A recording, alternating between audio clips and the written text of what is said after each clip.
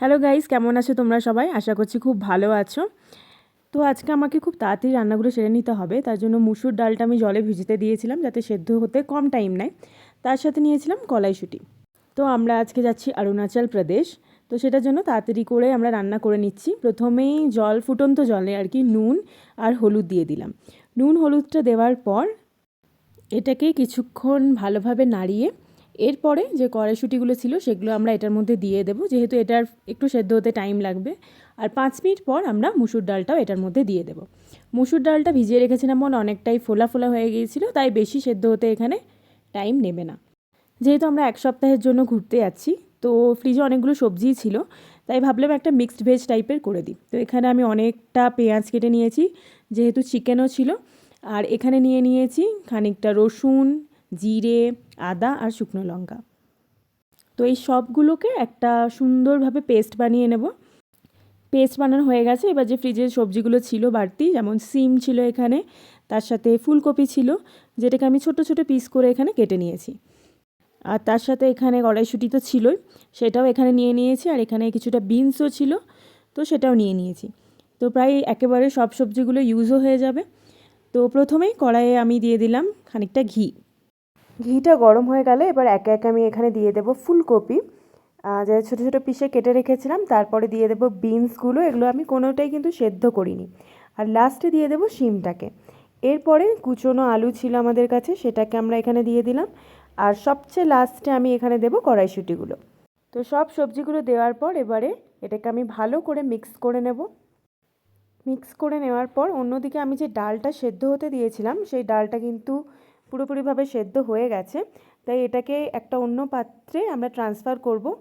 অন্যদিকে সেই পাত্রেই আবার আমরা খানিকটা তেল নিয়ে নিলাম ডালটা বানাবো বলে। আর সেখানে আমি ফোড়ন হিসেবে ইউজ করলাম একটু জিরে আর একটু একটা শুকনো লঙ্কা। তারপরে ডালটা দিয়ে আমি কিছুক্ষণ এটাকে ফুটিয়ে নেব। তো এইভাবেই সিম্পল ওয়েতে আজকে আমি ডালটা করে নিয়েছিলাম। তো ডালটা আমাদের রেডি ফোড়ন দেওয়ার পর। এরপরে এখানে যে ফ্রাই হতে রাখা সবজিগুলো ছিল সেগুলোতে আমি কিছুক্ষণের জন্য ঢাকা দিয়ে দিয়েছিলাম। এরপরে এটাতে খানিকটা নুন দিয়ে দেব। নুন দেওয়ার পরও এটাকে ভালো করে মিক্স করে নেব। যেহেতু এটা একটা মিক্সড ভেজ টাইপ হবে, আমি এখানে কিন্তু কোনো হলুদ ইউজ করব না। আর অন্যদিকে হলুদ যেহেতু ইউজ করছি না, আমি এখানে পোস্ত ভিজিয়ে নিয়েছি খানিকটা আর বেটেও নিয়েছি। তো এটা আমি ওখানে সবজিতে ইউজ করব। অন্যদিকে আমাদের ডালটা পুরোপুরি রেডি। তো তারপরে ওই সবজিগুলোকে আমি একটা পাত্রে তুলে নিয়েছি। আবার সেম পাত্রে আমি খানিকটা ঘি দিলাম। ঘি দেওয়ার পর আমি খানিকটা পেঁয়াজ কুচিয়ে নিয়েছিলাম, সেটা দিলাম। আর ফ্রিজে আমাদের অনেকটা দেশি মুরগির মাংস ছিল, সেটাও আজকে এখানে বানিয়ে নেব। তো দেখো পেঁয়াজগুলো মিক্সড ভেজের জন্য যেটা ফ্রাই করতে বসিয়েছিলাম সেটা কালার চেঞ্জ করে দিয়েছে। এবার আদা রসুন যে পেস্টটা বানিয়েছিলাম সেটা এটার মধ্যে কিন্তু দিয়ে দেবো। তারপরে খানিকটা জল দিয়ে এটাকে ভালোভাবে কষিয়ে নেব। ওই যে আদা রসুনের পেস্টটা আমি বানিয়েছিলাম সেটা দুটোর জন্যই বানিয়েছিলাম, মাংসটা আর মিক্সড ভেজের জন্য। এরপরে খানিকটা আমি জিরে গুঁড়ো আর খানিকটা ধনে গুঁড়ো এটাতে দিয়ে আবার ভালোভাবে জিনিসটাকে কষিয়ে নেব। দিয়ে দিলাম নুন। এই দুটোকে ভালোভাবে দিয়ে তারপরে আবার ভালোভাবে মশলাটাকে আমরা কষিয়ে নেব, যাতে মশলার কোনো কাঁচা গন্ধ না থেকে যায়। এরপরে মশলাটা ভালোভাবে কষে এলে তারপরে আমি সবজিগুলো যেগুলো ছিল, যেগুলো ভেজে তুলে রেখেছিলাম, সেগুলো এটার মধ্যে দিয়ে দিলাম। তারপরে মশলাটার সাথে ভালো করে এখানে মিক্স করে নেব। এরপর অন্যদিকে এটা করতে করতেই আমি একটুখানি টমেটো কেটে নিয়েছিলাম, যেহেতু মাংসটাও রান্না করতে হবে। তো এই সবগুলো আমি সবজিটা আমি ঢাকা দিয়ে দিলাম যাতে ভালোভাবে সিদ্ধ হয়ে যায়।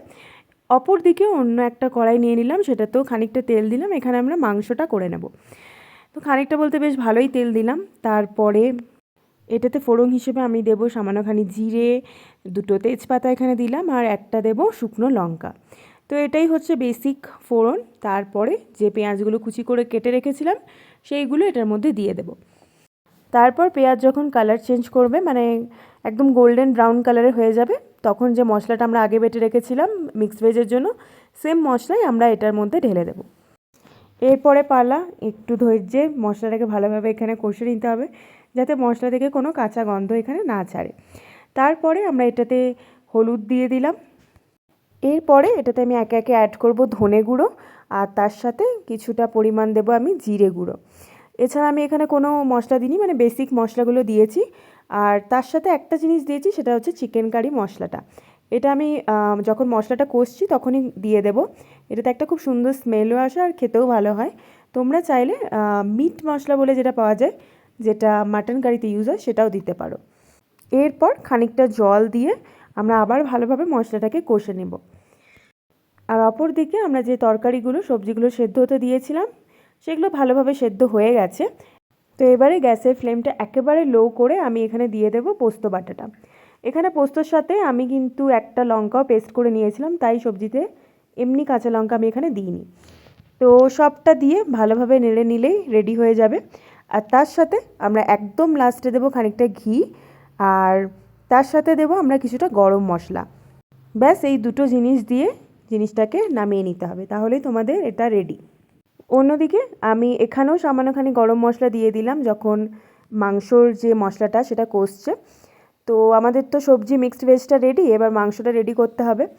তো এরপরে মাংস যেগুলো ছিল, যেহেতু আমাদের মশলাটা কষা হয়ে গেছে, মাংসটা হালকা আমি ফ্রাই করে রেখেছিলাম, তো সেটা এটার মধ্যে দিয়ে দিলাম। আর পুরো কাঁচা আলু, ওটা কিছুক্ষণ সেদ্ধ হতে দেওয়ার পর আমি এটাতে সামান্যখানি কাঁচা টমেটো দিয়ে আর জল দিয়ে এটাকে ঢাকা দিয়ে দেবো। অন্যদিকে আমাদের এই মিক্সড ভেজ রেডি। ঢাকা খোলার পর দেখো সুন্দর একটা স্মেল বেরিয়েছে। তো ইতিমধ্যে আমাদের রান্না হয়ে গেছে আর আমরা বেরিয়েও পড়েছি অরুণাচল প্রদেশের উদ্দেশ্যে। তো ভিডিও করার সুযোগ হয়নি মধ্যেখানে, কারণ খুবই তাড়াতাড়ি আমরা বেরিয়ে পড়েছিলাম। তো মধ্যেখানে এখানে একটা স্টপ দিয়েছিল, তাই সেখানেই ভিডিওটা করলাম। আমরা ডে 1 লাঞ্চ ব্রেকে গাড়ি দাঁড়িয়েছে, তো আমরা অলরেডি লাঞ্চ করেই বেরিয়েছিলাম। তো এখন হালকা ফুলকা স্ন্যাক্সের জন্য কফি খাবো, আর স্যান্ডউইচ অলরেডি আনা হয়েছিল বাড়ি থেকে বানিয়েই, তো স্যান্ডউইচটা খাবো। তো আপাতত কত 200 কিলোমিটার এসেছি, এখনও ওয়ে টু গো। তারপর বিকেলে পৌঁছাতে পৌঁছাতে 5টা 5:30 হবে ভালুকপং। তার আগে হয়তো নামেরি ন্যাশনাল পার্কে দাঁড়াবো। তো প্রায় এখন 4:30 বাজবে। তো আমরা অর্ডার করেছিলাম 2টো কফি, বাকি আর কিছু অর্ডার করিনি যেহেতু লাঞ্চ টাঞ্চ করেই এসেছিলাম। আর কফিটা এখানে খুবই অসাধারণ ছিল। তারপরে চারপাশে আমরা কিছু ফটো ক্লিক করলাম। আর এখন যেখানে যাব সেটা হচ্ছে মহামৃত্যুঞ্জয় শিব মন্দির, ভালুকপং যাওয়ার পথেই পড়ে, তাই আমরা ওটাকে একেবারে দেখে তারপরে ভালুকপংয়ের উদ্দেশ্যে রওনা দেব। তো বাকি অনেক জায়গা আছে যেগুলো আমরা এক্সপ্লোর করব, তো থাকো সাথে। তো প্রথমে যেটা গিয়েছিলাম সেটা হচ্ছে মহামৃত্যুঞ্জয় মন্দির, যেটা অসাধারণ আর খুবই বড় একটা শিব মূর্তি তৈরি করা হয়েছে। তো নেক্সট ব্লগে থাকবে এইটার পুরো ভিডিওটা। Thank you.